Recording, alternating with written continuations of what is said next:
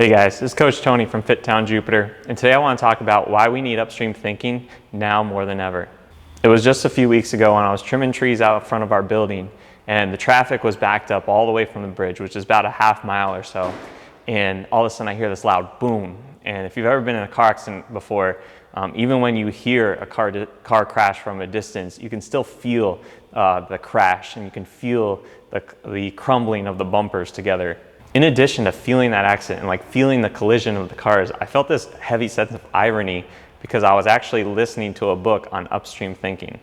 And here I was on the side of a road that had just undergone millions of dollars in repairs and repainting in the name of safety. Here we are having probably the 5th accident I've seen with my own eyes in front of our buildings.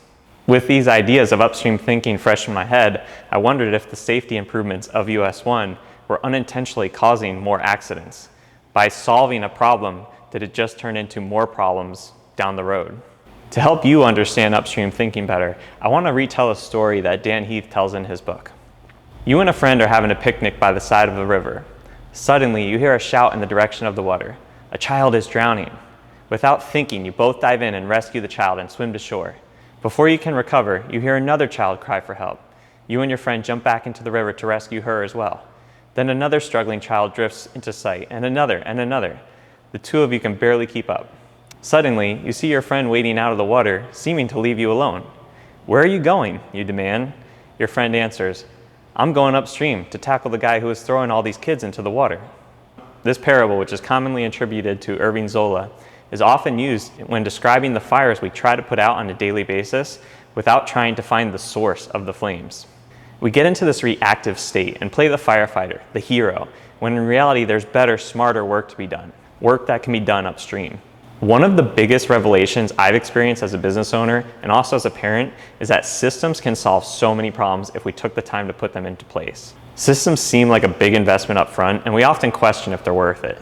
You know, teaching an employee to do something a certain way, or teaching your child to put on their own clothes or tie their own shoes, it seems like a lot of work, but it's a system that can make it easier in the future. Anything that is a framework for doing something better in the future is a system. When there's lots of kids thrashing in the river, it's hard to take your focus off the emergency that's right in front of your face and actually look upstream to the problems that need to be solved. It's almost always easier to just pull that child out of the river and then worry about the causes later. It's only when the accumulated quick fixes start to add up and take more time than creating the system ever could, that's when it becomes obvious that work needs to be done on the system. Sometimes it's our own systems that we've created that are creating the fires in our lives.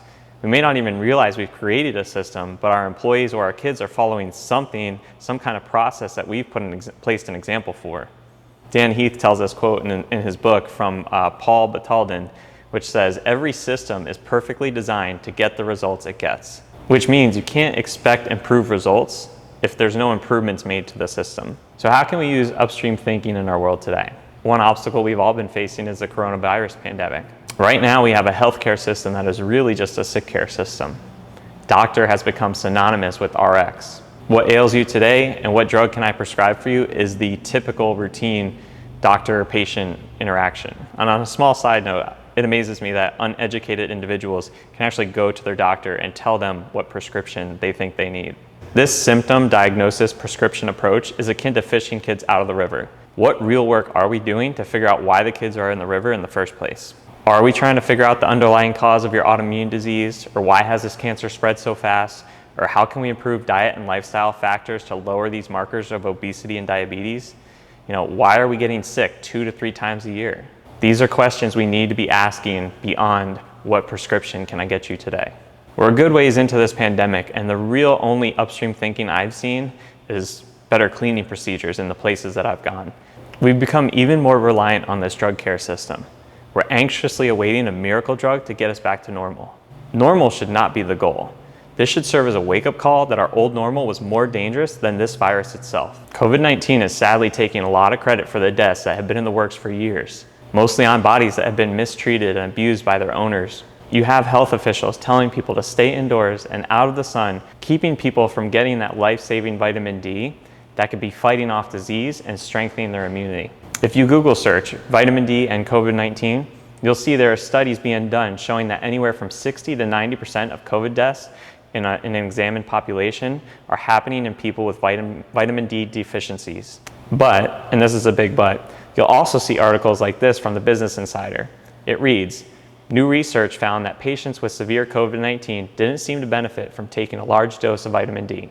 That's contrary to previous studies suggesting vitamin D could help reduce the severity of coronavirus cases or prevent infection.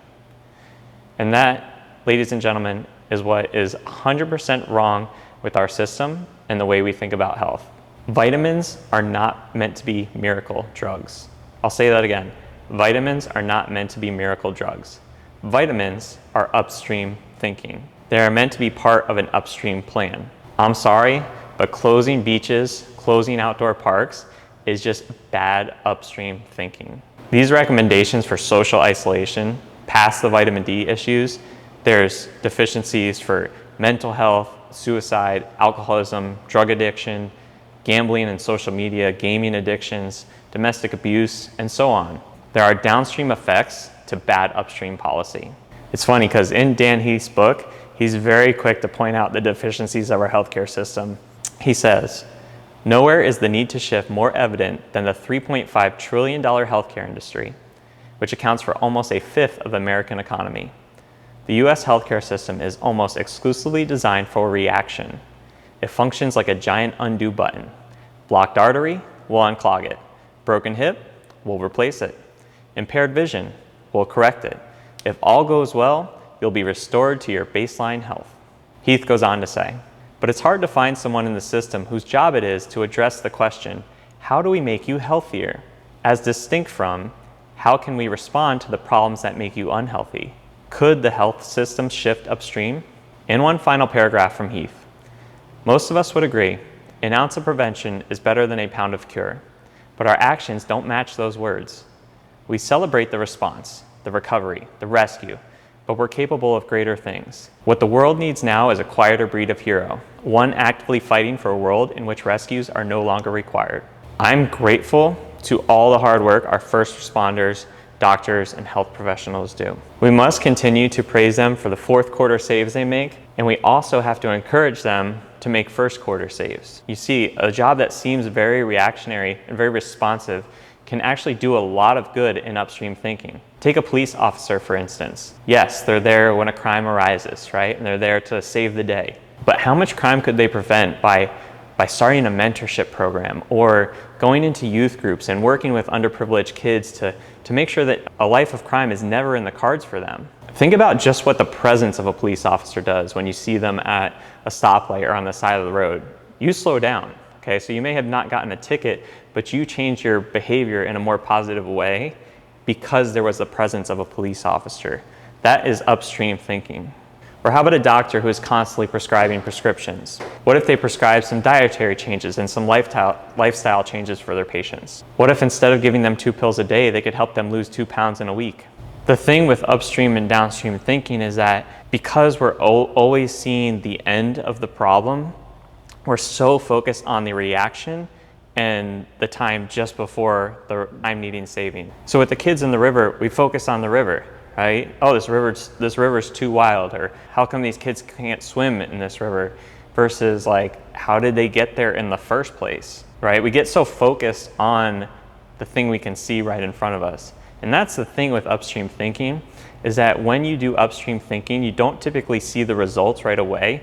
You see them years down the road. So when I talk about these measures that we're doing right now for the pandemic that I believe will cause problems down the road, I won't be right until 5 years from now, 10 years from now, when the communities that had liquor stores and strip clubs deemed essential, when those start to change because the parks got closed and the gyms got shut down and all the coaches had to go to other professions because they no longer had a job, you will see those effects downstream. To all my fellow coaches out there listening, this is the call to action for you to become that quiet hero that Dan Heath wrote about. You may not get the parade for saving lives, but you sure as hell keep kids out of the river. I've met a lot of great people in this industry, and it's really sad to see gyms closing their door, coaches stopping from coaching, people that have changed thousands of lives, the positive ripple effects that they were having on their communities and the communities at large have just come to a complete stop. I know we got into this big picture of upstream thinking pertaining to our world events today, but I want you to bring it back to your life. How can you bring upstream thinking into your world, right? It might be in your business life, your personal life. What is something in your life that could use an upstream system to help some of your future problems? Upstream thinking isn't always as sexy as I make it out to be in this post. It's very much the monotonous routines of exercising each day, making your own meals with vitamin-rich foods, and getting plenty of sunlight and water and sleep each day. It's not sexy, but it's a system, and systems could save your life. Get out of the river and head upstream. God bless you all. Thanks for watching.